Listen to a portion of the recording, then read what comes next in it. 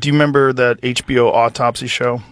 Dr. Michael Baden. He's a famous forensic I don't think I've seen scientist. So he's a pathologist, and he reviewed the case, and it was his determination that it was a homicide because of the way his neck was broken. And what he said was it was indicative of a ligature strangulation.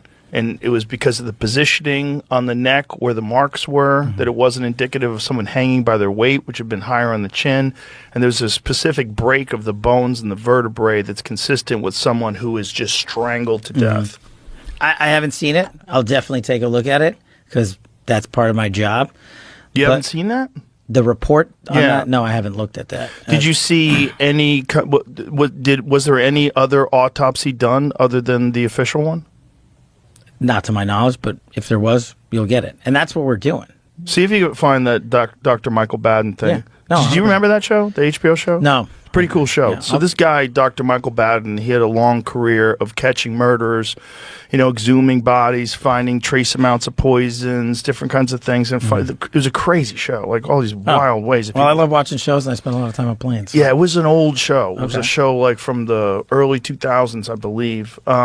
But this guy was like, this very well-respected forensic scientist who would analyze these bodies, and it was his determination that he was murdered. Yeah. And my job, going back to the core of what I've been doing since I studied Russiagate, was to get, and is to get everybody the information. When did you get here? Epstein's autopsy points to homicide. Pathologist hired by brother claims. New York City medical examiner strongly disputed the claim that the evidence from the autopsy suggested strangulation. So let's go to by the way, this is the New York Times, and they never lie. The private pathologist, Dr. Michael Baden, said the morning TV show Fox and Friends Mr. Epstein experienced a number of injuries, among them a broken bone in his neck, that are extremely unusual in suicidal hangings and could occur much more commonly in homicidal strangulation. I think the evidence points to homicide rather than suicide, said Dr. Baden, who observed the autopsy done by city officials. Dr. Baden, a former New York City medical examiner and a Fox News contributor, said, I have not seen in 50 years where that occurred in suicidal hanging case.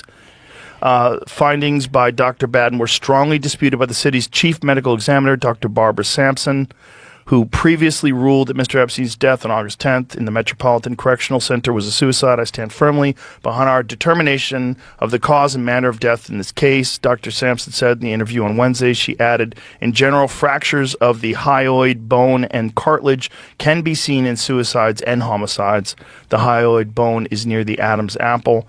Dr. Sampson also dismissed Dr. Baden's contention that the circumstances around Mr. Epstein's death suggested other people may have been involved. She said her office had done a complete investigation, taking into consideration information gathered by law enforcement in making the determination. So this is a perfect example of going back to my public defender and prosecutor days.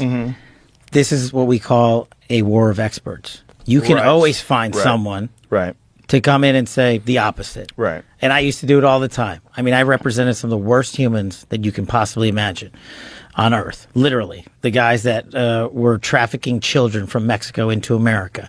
And you could put up a professional expert to say, and this is what's going to go on forever.